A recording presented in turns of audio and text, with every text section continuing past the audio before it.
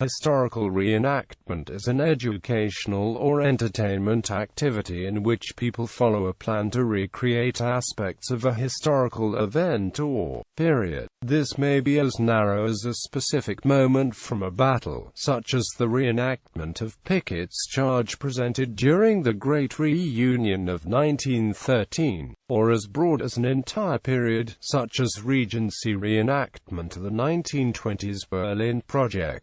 History. Activities related to reenactment have a long history. The Romans staged recreations of famous battles within their amphitheaters as a form of public spectacle. In the Middle Ages, tournaments often reenacted historical themes from ancient Rome or elsewhere. Military displays and mock battles and reenactments first became popular in 17th-century England. In 1638, a staged battle between Christian and Muslim forces was enacted in London, and the Roundheads, flush from a series of victories during the Civil War, reenacted a recent battle at Blackheath in 1645. Despite the ongoing conflict, it was in the 19th century that historical reenactments became widespread, reflecting the then intense romantic interest in the Middle Ages. Medieval culture was widely admired as an antidote to the modern Enlightenment and Industrial Age. Plays and theatrical works perpetuated the romanticism of knights, castles, feasts and tournaments. The Duke of Buckingham staged naval battles from the Napoleonic War on the large lake on his estate in 1821, and a reenactment of the Battle of Waterloo was put on for a public viewing at Astley's Amphitheatre in 1824. Historical reenactment came of age with the grand spectacle of the Eglinton Tournament of 1839, a reenactment of a medieval joust and revel held in Scotland, and organised by Archibald Montgomery, 13th Earl of Eglinton. The tournament was a deliberate act of romanticism, and drew 100,000 spectators.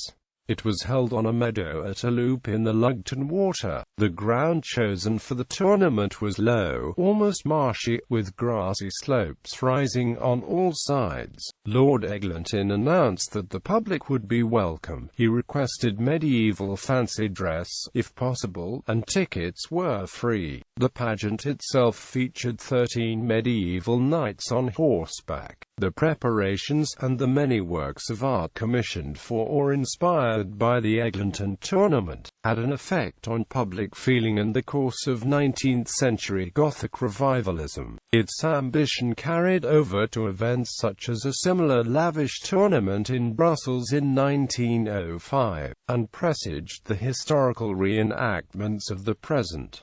Features of the tournament were actually inspired by Walter Scott's novel Ivanhoe. It was attempting to be a living reenactment of the literary romances. In Eglinton's own words, "I am aware of the manifold deficiencies in its exhibition, more perhaps than those who were not so deeply interested in it. I am aware that it was a very humble imitation of the scenes which my imagination had portrayed, but I have at least done something towards the revival of chivalry." Reenactments of battles became more commonplace in the late 19th century, both in Britain and also in America. Within a year of the Battle of the Little Bighorn, survivors of U.S. 7th Cavalry Regiment reenacted the scene of the defeat for the camera as a series of still poses. In 1895, members of the Gloucestershire Engineer Volunteers reenacted the famous stand at Rorke's Drift. 18 years earlier, 25 British soldiers beat back the attack of 75 Zulus at the Grand Military Fete at the Cheltenham Winter Gardens. Veterans of the American Civil War recreated battles as a way to remember their fallen comrades and to teach others what the war was all about. The Great Reunion of 1913, celebrating the 50th anniversary of the Battle of Gettysburg, was attended by more than 50,000 Union and Confederate veterans, and included reenactments of elements of the battle, including Pickett's charge. During the early 20th century, historical reenactment became very popular in Russia, with reenactments of the Siege of Sevastopol, the Battle of Borodino in St. Petersburg, and the taking of Azov in Voronezh in 1918. In 1920, there was a reenactment of the 1917 storming of the Winter Palace on the third anniversary of the event. This reenactment inspired the scenes in Sergei Eisenstein's film October, 10 Days That Shook the World. Large-scale reenactments began to be regularly held at the Royal Tournament, Aldershot Tattoo, in the 1920s and 30s. A spectacular recreation of the Siege of Namur, an important military engagement of the 9 Years' War, was staged in 1934 as part of a six-day-long show. In America, modern reenacting is thought to have begun during the 1961 to 1965 Civil War centennial commemorations. Reenacting grew in popularity during the 1980s and 1990s, due in large part to the success of the 125th anniversary reenactment near the original Manassas battlefield, which was attended by more than 6,000 reenactors. Reenactors. Most participants are amateurs who pursue history as a hobby. Participants within this hobby are extremely diverse. The ages of participants range from young children whose parents bring them along to events, to the elderly. Among adult participants, people from all different walks of life can be found. College students, firefighters, lawyers, members of the armed forces, doctors, and even professional historians. Categories of reenactors. Reenactors are commonly divided into several broadly defined categories, based on the level of concern for authenticity. Farbs, or polyester soldiers, are reenactors who spend relatively little time and/or money achieving authenticity with regard to uniforms, accessories, or period behavior. Anachronistic clothing, fabrics, fasteners, snoods, footwear, vehicles, and modern cigarettes are common. The origin of the word farb is unknown, though it appears to date to early American Civil War centennial reenactments in 1960 and 1961.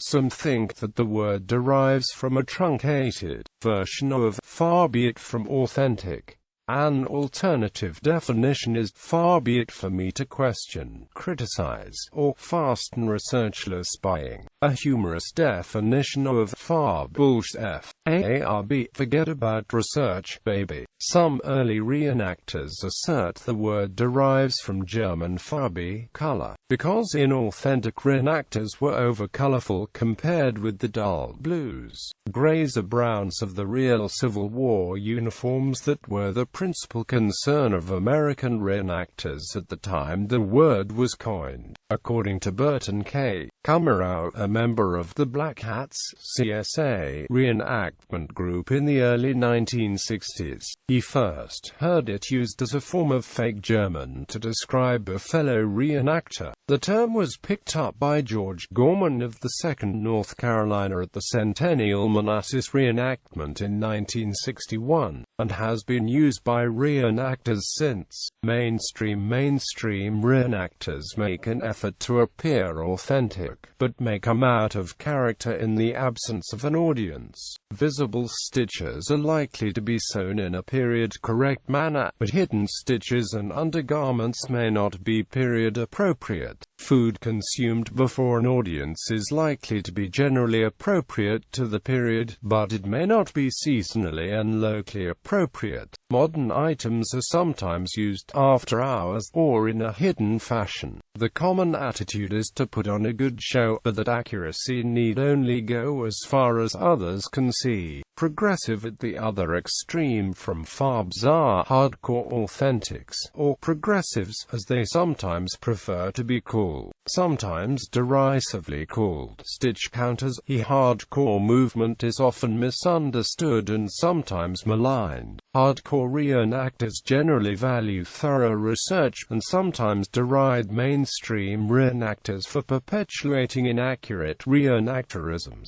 They generally seek an immersive reenacting experience, trying to live as much as possible as someone of the period might have done. This includes eating seasonally and regionally appropriate food, sewing inside seams and undergarments in a period-appropriate manner, and staying in character throughout an event. The desire for an immersive experience often leads hardcore reenactors to smaller events, or to setting up separate camps at larger events. Period. The period of an event is the range of dates. See authenticity for a discussion of how the period affects the types of costume, weapons, and armor used.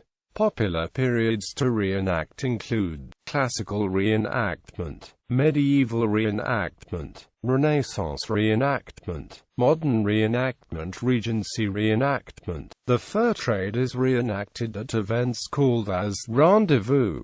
American Civil War reenactment, World War I reenactment, World War II reenactment, Korean War reenactment. Clothing and equipment. Numerous cottage industries abound that provide not only the materials but even the finished product for use by reenactors. Uniforms and clothing made of hand-woven, natural-dyed materials are sewn by hand or machine using the sartorial techniques of the period portrayed. Detailed attention to authenticity in design and construction is given equally as well to headgear, footwear, eyewear, camp gear, accoutrements, military equipment, weapons, and so on. These items offer the wearer a lifelike experience in the use of materials, tailoring and manufacturing techniques that are as close to authentic as possible. Event spectators may derive more satisfaction from attending reenactments when a high level of authenticity is attained in both individual clothing and equipment, as well as equipment used in camp. Types. Living history. The term living history describes the performance of bringing history to life for the general public in a manner that in most cases is not following a planned script. Historical presentation includes a continuum from well-researched attempts to recreate a known historical event for educational purposes, through representations with theatrical elements, to competitive events for purposes of entertainment. The line between amateur and professional presentations at living history museums can be blurred. While the latter routinely use museum professionals and trained interpreters to help convey the story of history to the public,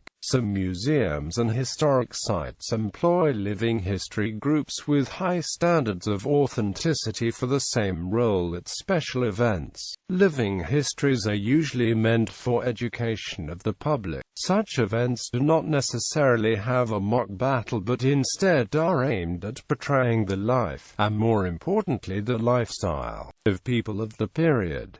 This often includes both military and civilian impressions. Occasionally, storytelling or acting sketches take place to involve or explain the everyday life or military activity to the viewing public. More common are craft and cooking demonstrations, song and leisure activities, and lectures. Combat training or duels can also be encountered even when larger combat demonstrations are not present. In the United States, the National Park Service Land (NPS) policy does not allow for battle reenactments on NPS property. There are exceptions, i.e., Sailors Creek, Gettysburg. These are highly controlled with exacting safety factors, as well as exacting historical truths. In Germany, medieval reenactment is usually associated with living history and Renaissance fairs and festivals, as e.g., the Peter and Paul Festival in Bretten, or the Schloss Kaltenberg Knights Tournament. The majority of combat reenactment groups are battlefield reenactment groups, some of which have become isolated to some degree because of a strong focus on authenticity. The specific German approach of authenticity is less about replaying a certain event but to allow an immersion in a certain era to catch, in the sense of Walter Benjamin, the spiritual message expressed in every monument's and every site's own trace and aura. Even in the age of mechanical reproduction, historic city festivals and events are quite important to build up local communities and contribute to the self-image of municipalities. Events in monuments or on historical sites are less about the events related to them but serve as staffage for the immersion experience. In Denmark, several open-air museums use living history as a part of their concept. These include Middelalder Center, the Old Town, Aarhus and Frilandsmuseet. Combat demonstration. Combat demonstrations are mock battles put on by reenacting organizations and/or private parties primarily to show the public what combat in the period might have been like. Combat demonstrations are only loosely based on actual battles, if at all, and may simply consist of demonstrations of basic tactics and maneuvering techniques.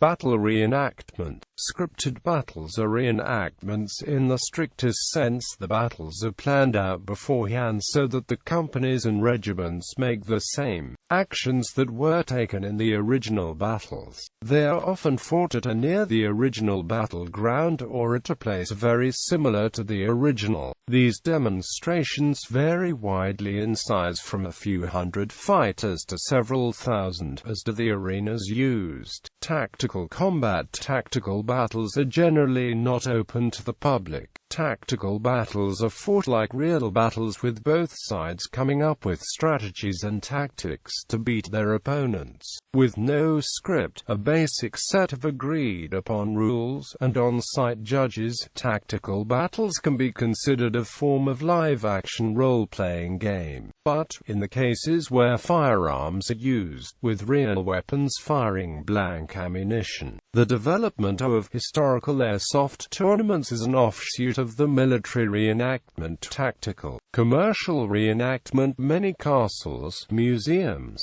and other historical tourist attractions employ actors or professional reenactors as part of the experience. These usually address the recreation of a specific town, village, or activity within a certain time frame. Commercial reenactment shows are usually choreographed and follow a script.